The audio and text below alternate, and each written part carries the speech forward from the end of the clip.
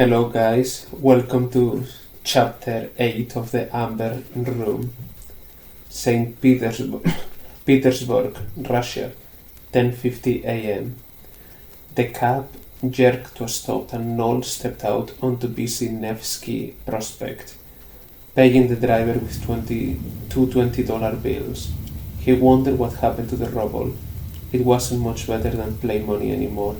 The Russian government openly banned the use of dollars years ago on pain of imprisonment, but the cab driver didn't seem to care, eagerly demanding and pocketing the bills before wiping the taxi away from the curb. His flight from Innsbruck had touched down at Pulkovo Airport an hour ago. He had shipped the match case from Innsbruck overnight to Germany with a note of his success in northern Italy. Before he too returned to Germany, there was one last errand to be performed. The prospect was packed with people and cars. He studied the green dome of Kazan Cathedral across the street and turned to spy the gilded spire of the distant Admiralty off to the right, partially obscured by a morning fog. He imagined the boulevards past, when traffic was all horse-drawn and prostitutes arrested during the night swept the cobbles clean. What will Peter the Great think now of his window to Europe? Department stores, cinemas, restaurants, museums, shops, art studios, and cafes line the busy 5-kilometer route. Flashing neon and elaborate kiosks sold everything from books to ice cream and heralded the rapid advance of capitalism. What had Somerset Maugham described? Dingy and sordid and dilapidated. Not anymore, he thought. Change was the reason he was able to even come to St. Petersburg. The privilege of scouring old Soviet records had been extended to outsiders only recently. He had made 2 previous trips this year, one 6 months ago and another one 2 months back, both to the same depository in St. Petersburg, the building he now entered for the 3rd time. It was 5 stories with a rough-hewn stone facade, grimy from engine exhaust. The St. Petersburg Commercial Bank operated a busy branch out of one part of the ground floor. An Aeroflot, the Russian national airline, filled the rest. The 1st through 3rd and 5th floors were all austere government offices, Visa and Foreign Citizens Registration Department, Export Control, and the Regional Agricultural Ministry.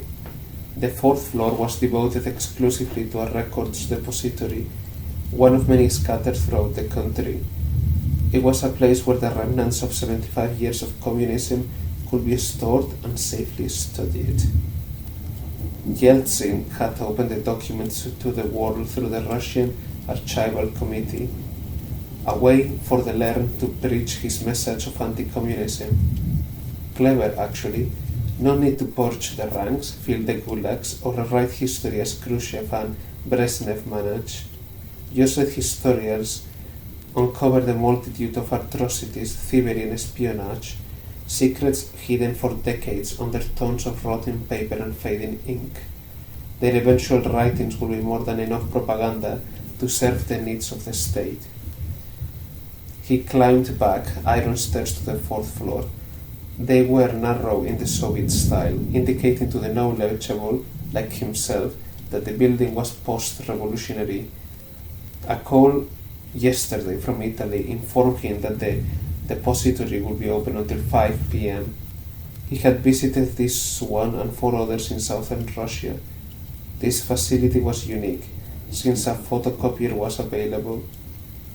On the 4th floor, a battered wooden door opened into a stuffy space, its pale green walls peeling from a lack of ventilation.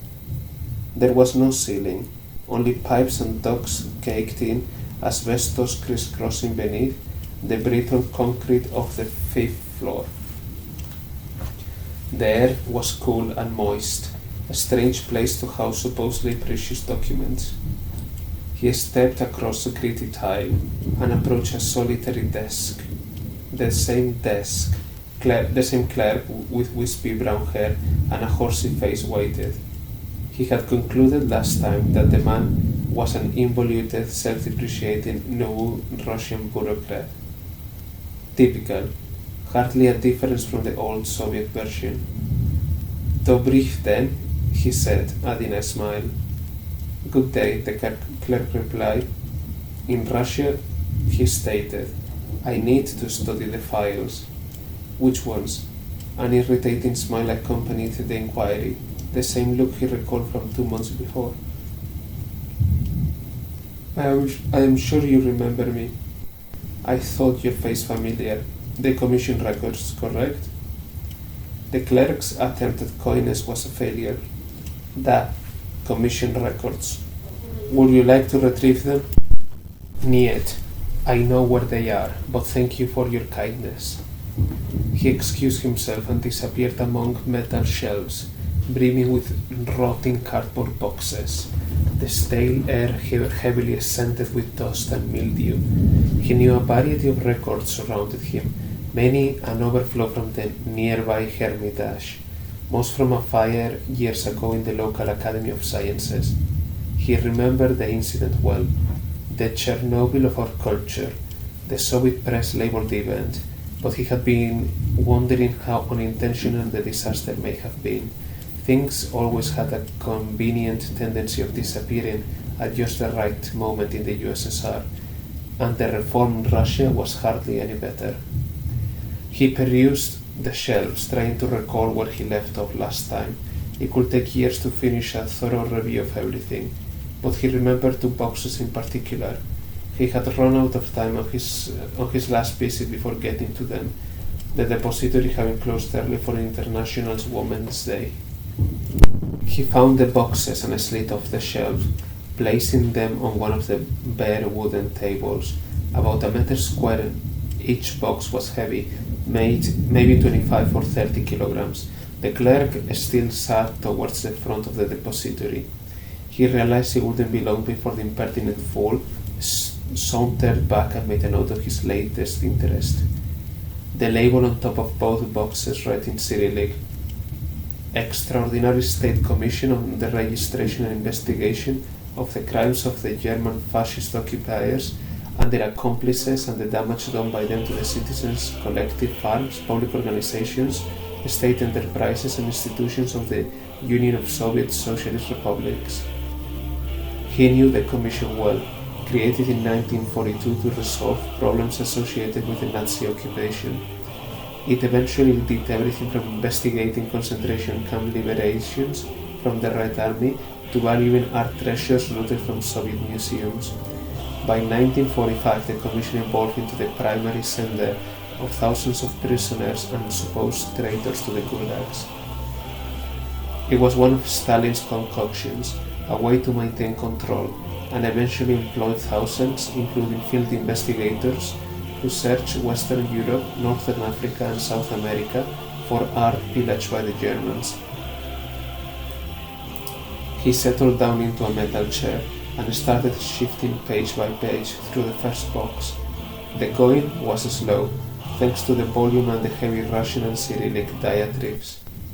Overall, the box was a disappointment, mostly summary reports of various commission investigations.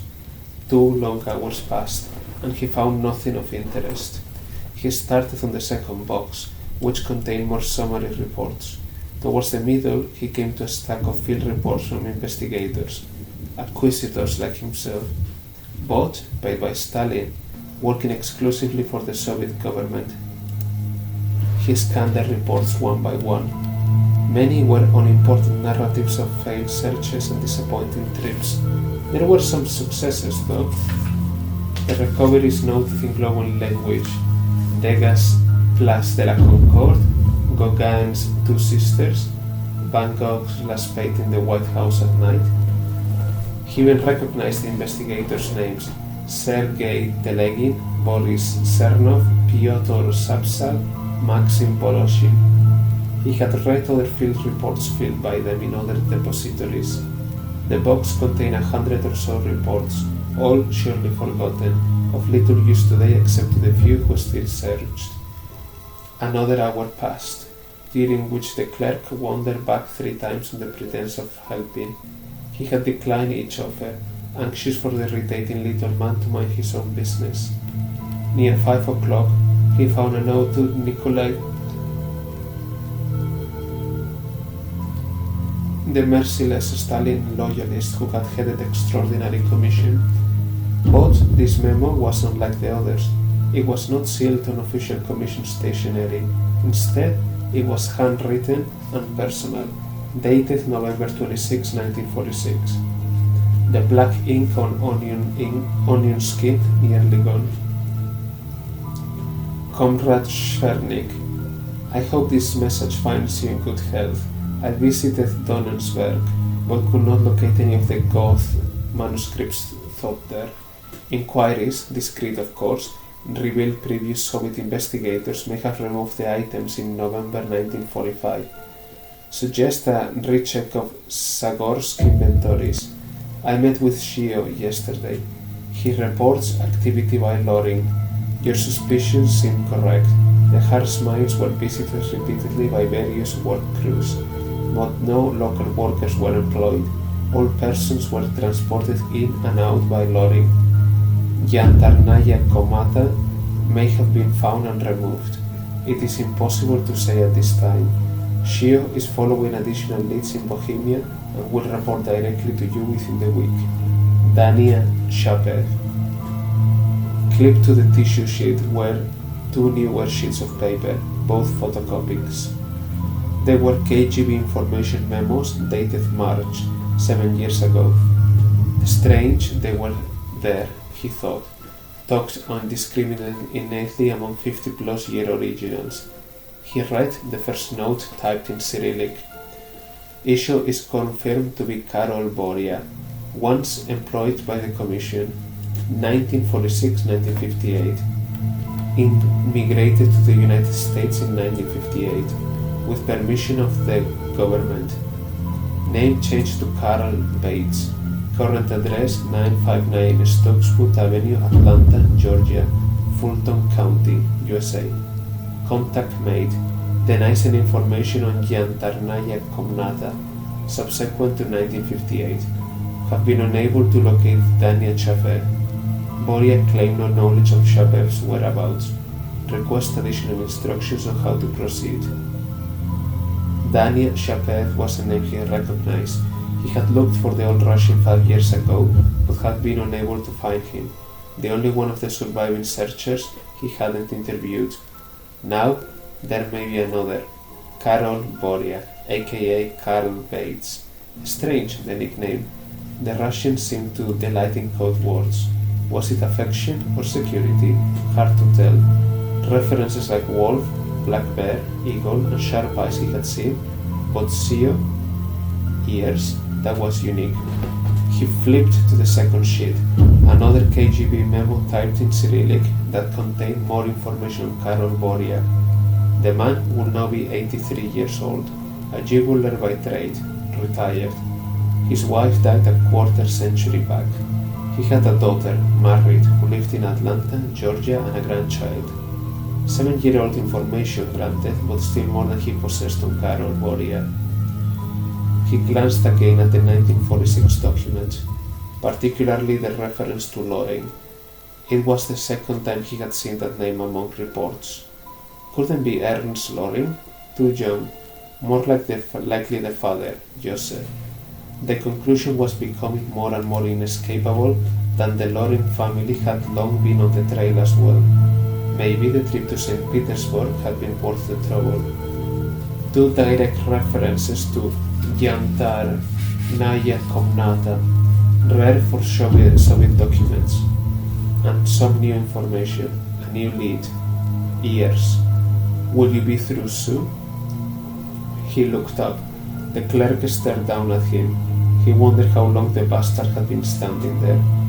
It's after 5, the man said. I didn't realize. I will be finished shortly. The clerk's gaze roamed across the page in his hand, trying to steal a look. He nonchalantly tabled the sheet. The man seemed to get the message and headed back to his desk. He lifted the papers. Interesting, the KGB had been searching for two former Extraordinary Commission members as late as a few years ago. He had thought the search for Yantarnaya Komnata ended in the mid-1970s. At least that was the official account. He had encountered only a few isolated references dated to the 80s. Nothing of recent vintage until today. The Russians don't give up, he had given that. But considering the price, he could understand. He didn't give up either. He had tracked leads the past 8 years, interviewed old men with failing memories and tight tongues. Boris Cernov, Pyotr Savshal, Maxim Voloshin, searchers like himself, all looking for the same thing, but none knew anything. Maybe Karol Boria would be different. Maybe he knew where Dania Shapev was. He hoped both men were still alive. It was certainly worth a flight to the United States to find out. He glanced around the desk for the clerk. The impish man stood on the other side of the cluttered shelves, busily replacing files. Quickly, he folded the 3 sheets and pocketed them. He had no intention of leaving anything for another inquisitive mind to find. He replaced the 2 boxes back on the shelf and headed for the exit. Dobry den, he told the clerk. Good day to you. He left and the lock immediately clicked behind him. He imagined it would not take long for the fool to report the visit, surely receiving a gratuity in the post a few days from now for his attentiveness. No matter, he was pleased, ecstatic. He had a new lead, maybe even an acquisition, the acquisition. He bounded down the stairs, the words from the memo ringing in his ears. Yantarnaya Komnata, the Amber Room.